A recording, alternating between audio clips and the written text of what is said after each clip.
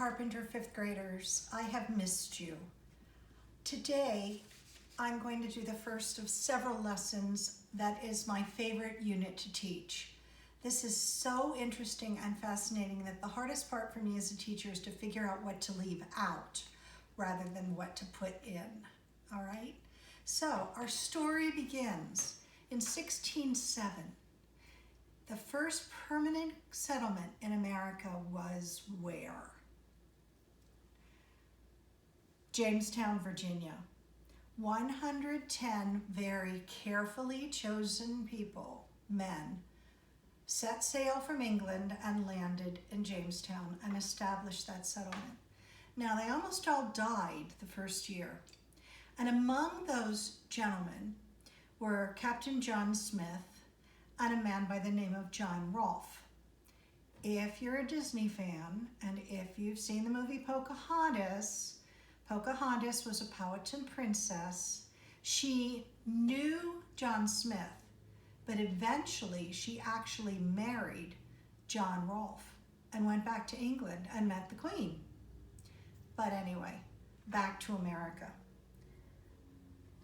12 years later, in 1619, John Rolfe, Pocahontas' husband, writes that there were 23 Africans who arrived at Jamestown. That might surprise you. More than 400 years ago. They came from the African country of Angola. They had been kidnapped. They weren't here because they wanted to be. And it was a scary, frightening time for them. They had to wear strange clothing. They had to eat food that made them sick. They didn't speak the language and people were yelling at them and they didn't know what was expected of them. Eventually, they settled on large plantations and began a life of work. Now, I tell you this because out of their suffering, and believe me, they suffered, came some of America's most beautiful and treasured songs. But I want to make the point, boys and girls, that while these are beautiful, the price of these songs was too high. People died for these songs. People suffered for these songs, and we can't ever make that right. But what we can do 400 years later is give these songs the respect that they deserve. And maybe in doing that, we can respect the lives of those who never had it while they were alive. So please join me through a journey of new songs in a strange land. Now, I want you to experience this exactly the way the slaves would have learned these songs. So I don't want you to have any music in front of you. I'm going to introduce myself as the songster, because I'm the one who knows the songs. It's my job to teach you the songs, and you have a name too. You're called the shouters. You're not going to shout, please, but you are going to respond to what I sing. Because back then, nobody had music. It was expensive. They didn't publish it. Most people couldn't read or write anyway. So I'm going to start, and the name of the song is Swing Low, Sweet Chariot. So please listen, and you're going to follow me. We start with the refrain. Swing low, sweet chariot. Can you do that? Sweet chariot, coming for to carry me home. Coming for to carry me home. Swing low, sweet chariot. Your turn. Swing low, sweet chariot, coming for to carry me home. Your turn.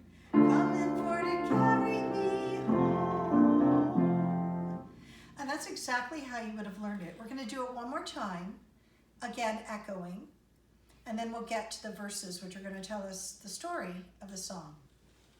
I'll go first. Swing low, sweet chariot, swing low, sweet chariot, coming for to carry me home.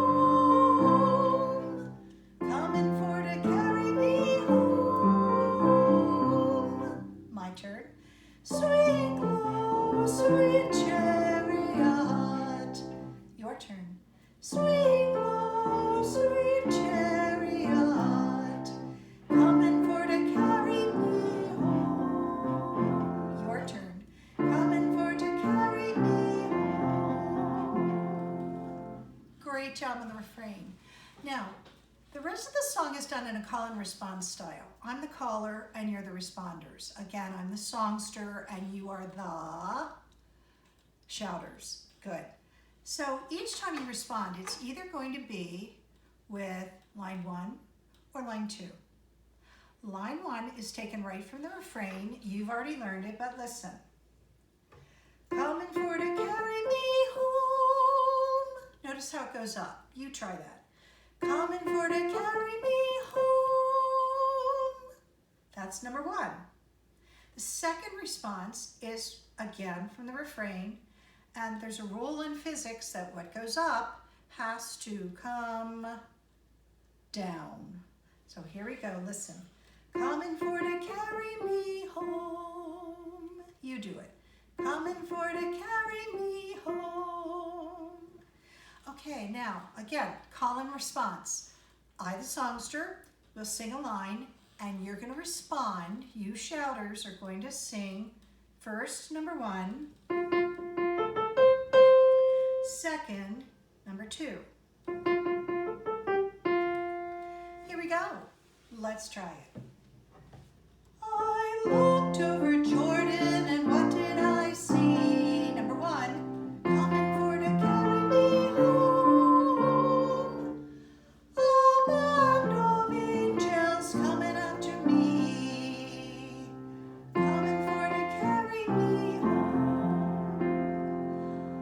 And then we all sing the refrain together, so join me again. Swing low, sweet chariot, coming for to carry me home. Swing low, sweet chariot, coming for to carry me home. Verse 2.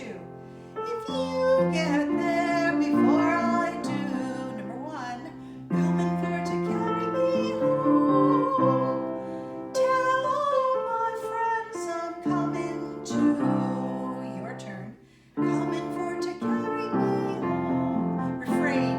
Swing low, sweet chariot, coming for to carry me home. Swing low, sweet chariot, coming for to carry me home. Verse. I'm sometimes up, I'm sometimes down, coming for to carry me home. But still my soul feels heavenly bound. Your turn.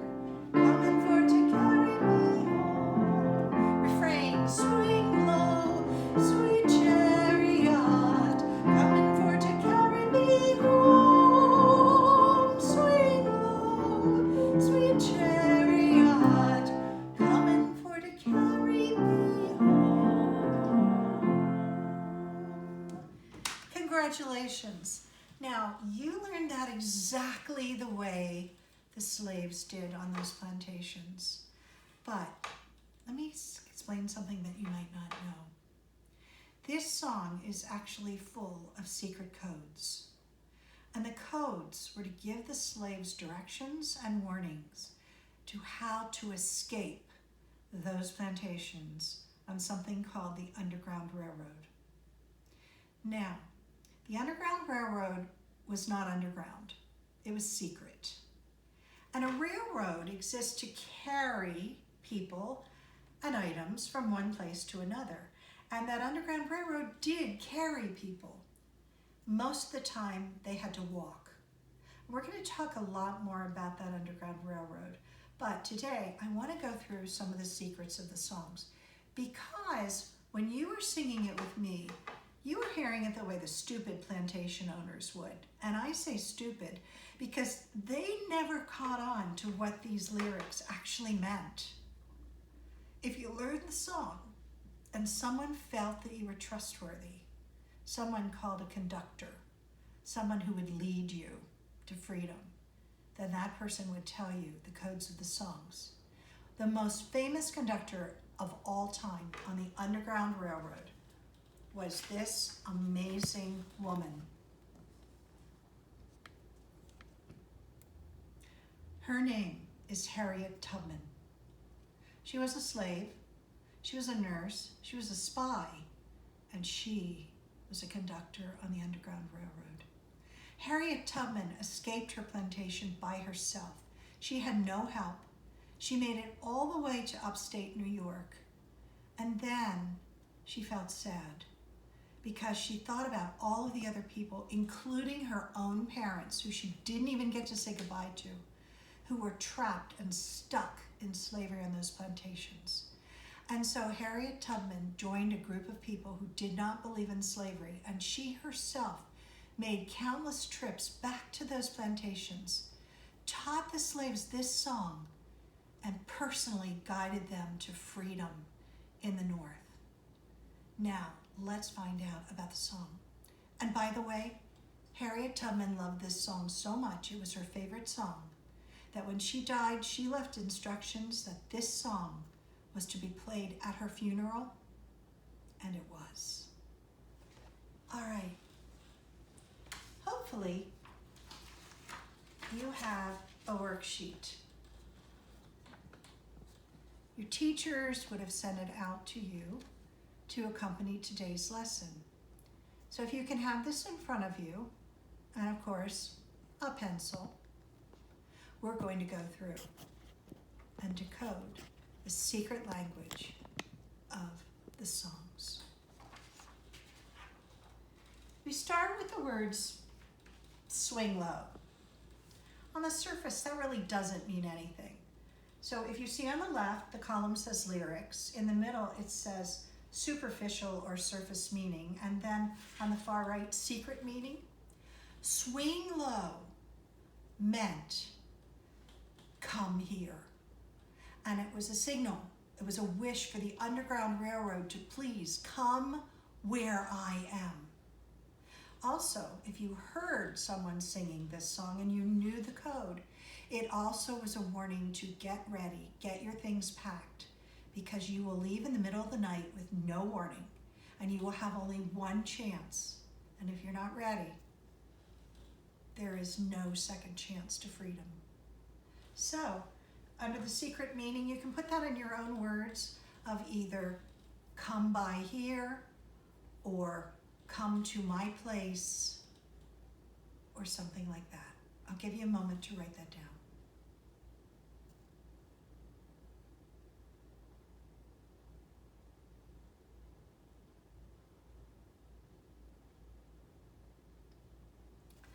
Sweet Chariot. Now, the chariot was actually an ancient wagon, and it was used for traveling. Here's a picture of it. The Romans used it, the Greeks used it, even the Egyptians had chariots in ancient times. It was a wagon. It had a wheel on either side. One person stood in it, and it was pulled by horses. You could go pretty far in that wagon, okay? Now, to a slave, anything that would carry him or her away would be sweet. So Sweet Chariot referred to the Underground Railroad. So Sweet Chariot, ancient wagon for traveling. Secret meaning? Underground Railroad.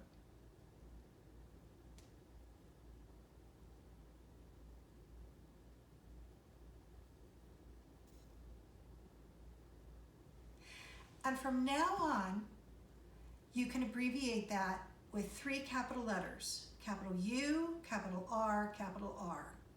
That's how we abbreviate it. You'll be writing that again. Just a little hint. Okay.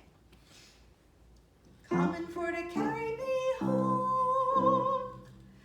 When the slaves arrived in this country, one of the ways their owners tried to control them was they took away their religion. They took away their customs. They even took away their drums, which they used for everything. They wanted complete control. So the slaves would have to go to church, and they would have to listen to this strange foreign religion. And one of the words that was used commonly was home, which in the church meant heaven. Now, to the slave owners, if a slave is singing, "Come and for to carry me home," the slave owner thought the slave was talking about dying and going to heaven. Well, what would be a slave's idea of heaven? Freedom. The freedom to do what you want, to live the way you want, not to have to work from sunrise to sundown, to be able to travel places, to be able to have a family, to be able to have friends. That would be heaven. And so, the secret meaning for "come and for to carry me home," take me to freedom.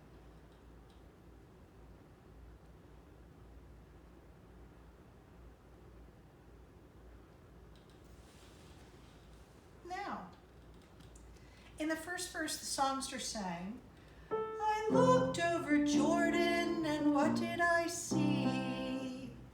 Well, again, because the slaves had to go to church, they heard all about those old stories. The Jordan was a sacred river in the Holy Land. Oftentimes, when people were sick or suffering, the rabbi or the priest would say, "Go wash in the Jordan River and you'll be healed." Well, the Jordan was magical. In America, the Jordan River was code name for the Ohio River, because the Ohio River was that magical river. Once you crossed the Ohio River, you crossed from being in a slave state into free states, and you had your freedom. So if you're standing in slavery and you're looking over that Jordan River, again, you're looking over what river? The Ohio River, looking for that freedom. So, Ohio, O-H-I-O, river. And as you looked over that Jordan River, you saw a band of angels coming after me. Now, angels were heavenly beings, and it was believed that when you died, the angels carried you up to heaven. Who would have been the angels for the slaves? Those people who were coming across the Ohio River to them to carry them to freedom.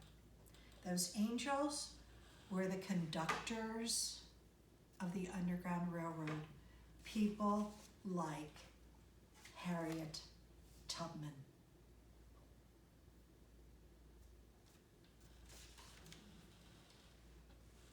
The next verse says, "If you get there before I do."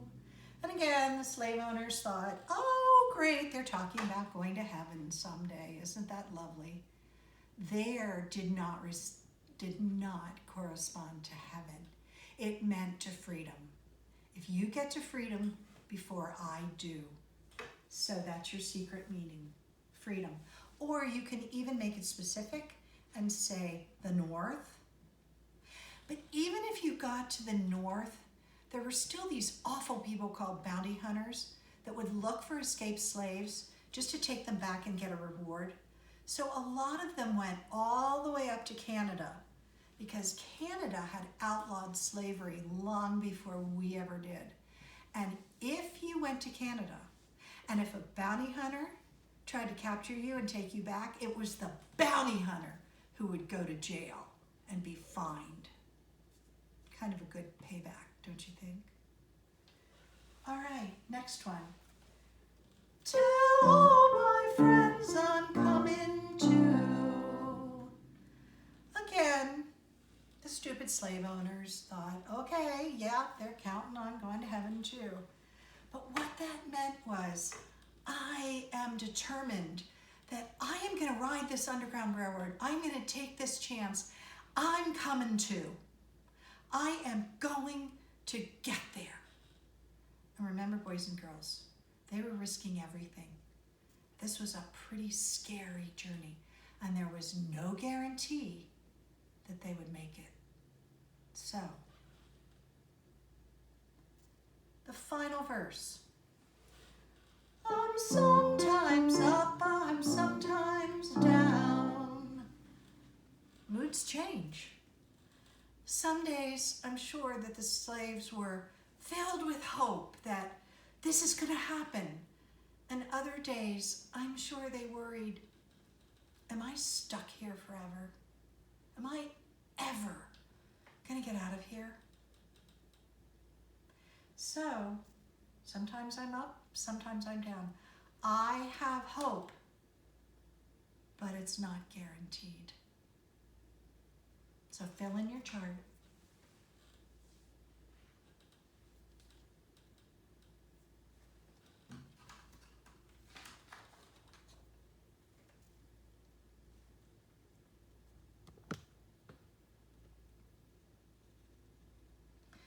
And finally, the last secret message. But still my soul is heavenly bound. Again, on the surface, I will still go to heaven after my life here is over. But again, I am determined to get to freedom. I will not lose hope. I will do this. Now, let's just very quickly go once more through this song so that you can sing it with a whole new understanding and a whole new meaning. We're going to do the refrain only once at the beginning and once at the end. We'll just go right through the verses again. I am the songster, and you are the shouters. So here we go with Harriet Tubman's favorite spiritual Song of Hope. Sing with me. Swing low, sweet chariot, coming for to carry me home. Swing low, sweet chariot, coming for to carry me home.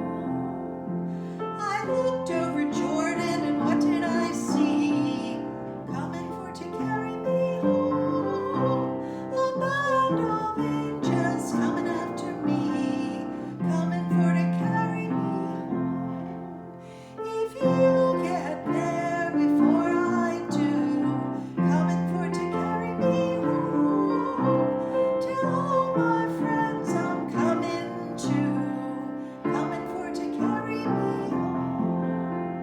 I'm sometimes up, I'm sometimes down, coming for to carry me home. But still my soul feels heavenly bound, coming for to carry me home. Refrain. Swing low, sweet chariot, coming for to carry me home. Swing low, sweet chariot, coming for to carry me home. Great job, everybody. That's the first one of many songs with secret codes. I want to leave you with a quote by a woman named Mum Brett, and she was actually a slave in Massachusetts. Mum Brett never ever got to experience the sweet peace of freedom, but she said this: someday, one day, if someone told me that I could have 1 minute's freedom, and then after that minute I had to die, I would have taken it. I would have taken it just to stand 1 minute on God's earth, a free woman.